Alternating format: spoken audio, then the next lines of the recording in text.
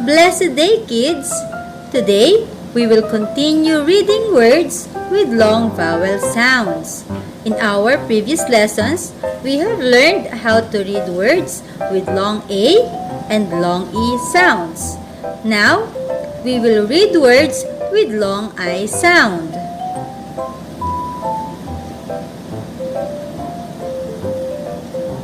The I in long I words is just like how you say the letter I. I. Let us practice saying these long I words.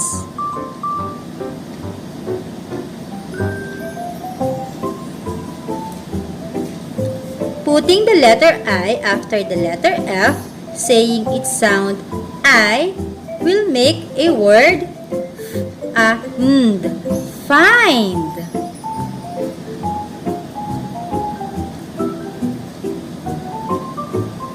Next,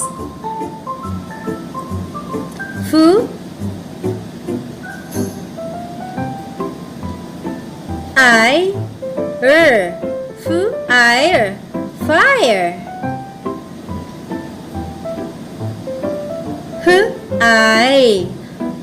I, high. Bu, ike, bike, bike.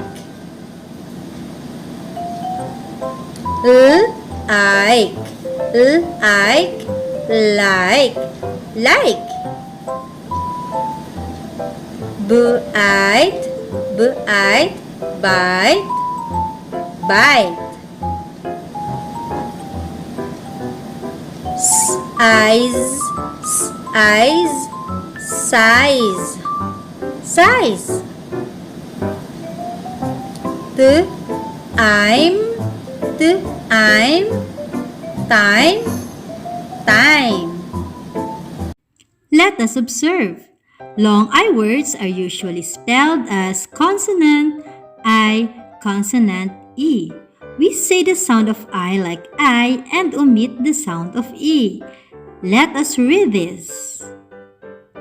Lice, nice, vice, fire, higher, wire, bide, hide, ride.